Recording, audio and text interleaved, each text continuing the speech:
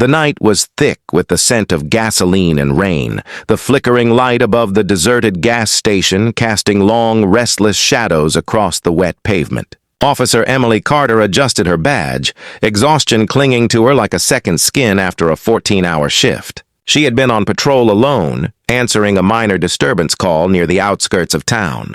But what awaited her behind that gas station was not routine.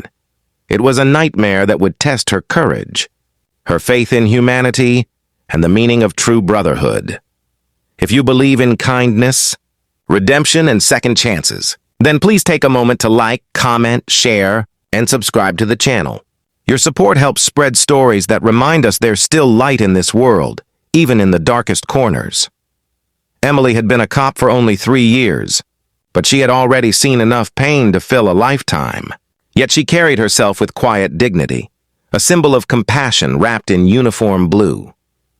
Her late father had been a police officer too, and his words still echoed in her mind every time she fastened her belt. Courage doesn't mean not being afraid, sweetheart. It means doing what's right even when fear whispers louder.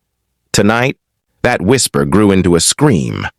When she stepped behind the gas station, she saw them. 4 men loitering near the dumpsters, their laughter thick with malice. The moment they spotted her, the mood shifted. They weren't just drunks causing a scene. Their eyes held something darker. One of them, tall and muscular, with a snake tattoo curling around his neck, smirked as he flicked away his cigarette. "Look what we got here," he sneered. "A lady cop, all alone." Emily's instincts screamed to call for backup, but the radio crackled with static, dead zone. She stood tall, hand resting on her holster, her voice steady but firm as she ordered them to back away. But they didn't. They circled her like wolves around prey. The leader lunged first, grabbing her arm. She fought back fiercely, delivering a knee to his gut, sending him stumbling. The others surged forward. Her training took over. Swift moves, defensive blocks, every muscle fueled by adrenaline. But the numbers weren't in her favor. They wrestled her down, yanking at her uniform, mocking her strength.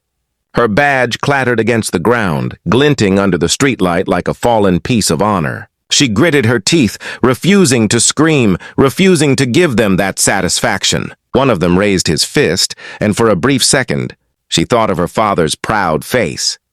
Then the world blurred as the punch landed hard. In the distance, the deep rumble of engines began to rise, faint at first, then thunderous, like the growl of a storm rolling over the horizon. The thugs turned their heads, startled. Within seconds, the road lit up with headlights, massive motorcycles tearing through the night. The air filled with the roar of engines and the smell of burning rubber. The men froze as a dozen bikes skidded to a stop in a half circle, their riders stepping off in unison, leather vests bearing the unmistakable insignia, Hell's Angels. The leader of the group stepped forward, tall and broad-shouldered, his beard flecked with gray, his eyes fierce but steady. His name was Mason Grizzly Cole, president of the local Hell's Angels chapter, a man both feared and respected.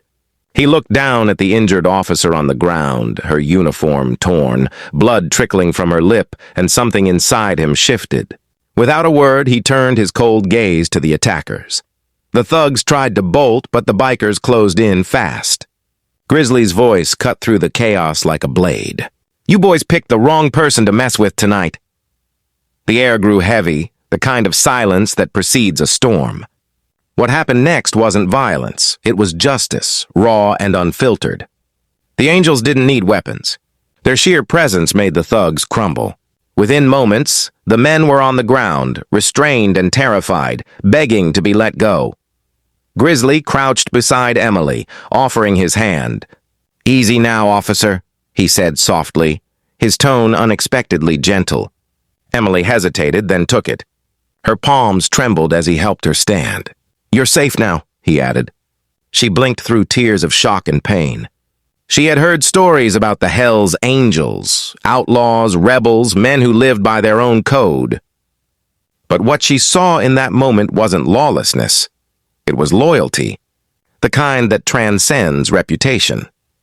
Grizzly called out to his men, And within minutes, they had radioed emergency services using their own comms, knowing her police radio was dead.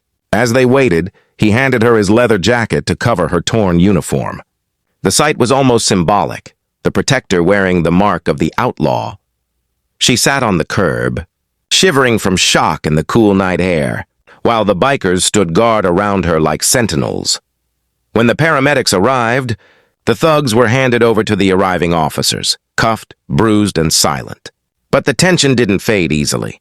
Emily's colleagues eyed the Hells Angels warily, unsure how to reconcile the sight before them, criminals saving a cop.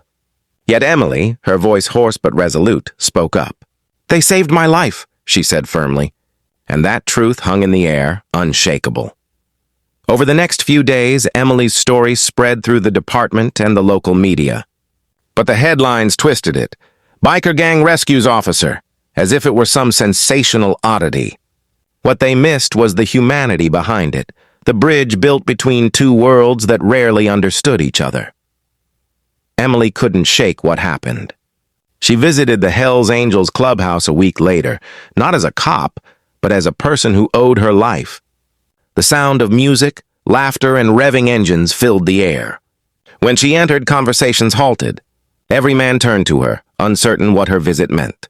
Then Grizzly stepped forward. "Didn't expect to see you here, officer," he said. Emily smiled faintly. "I came to say thank you," she said quietly. "You didn't have to help me." "But you did." Grizzly nodded slowly. "We don't like bullies," he said simply. "Doesn't matter if you wear blue or leather, wrong's wrong."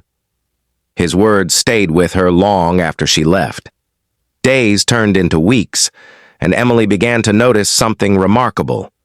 The same bikers who once avoided cops started showing up at community drives, donating food, helping rebuild homes after a storm, even escorting kids to school to keep them safe. Their presence was intimidating, yes, but their actions were pure-hearted. Slowly, the wall between the police and the bikers began to crumble.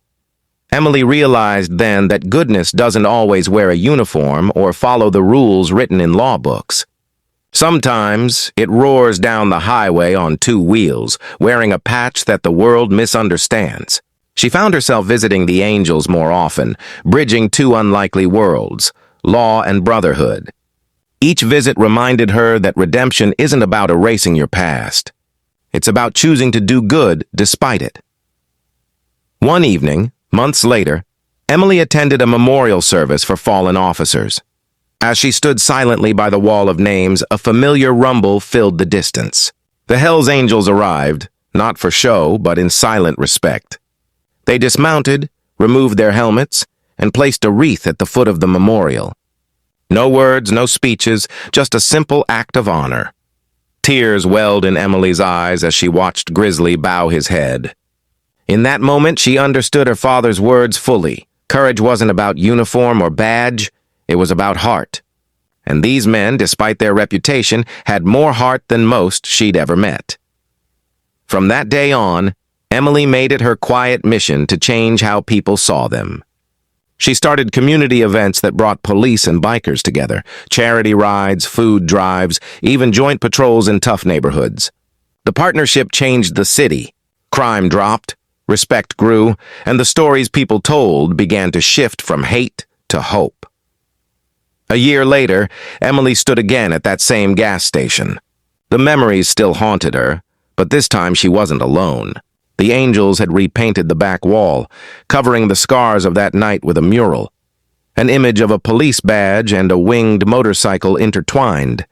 Beneath it the words "Different Roads. Same fight." She placed her hand over the mural, whispering a silent thank you to her father, to fate, and to the men who taught her that sometimes angels really do ride motorcycles. If this story touched your heart, please like, comment, and share, because acts of kindness deserve to be remembered. Your one click helps these stories reach someone who may need hope today. Before you go, I have one special request. Comment below what this story taught you about humanity, courage, or forgiveness. Your words might inspire someone else to believe again. In a world that often judges by appearances, Officer Emily Carter and the Hells Angels proved one timeless truth. You don't need wings to be an angel. Sometimes all you need is the courage to do what's right when no one else will.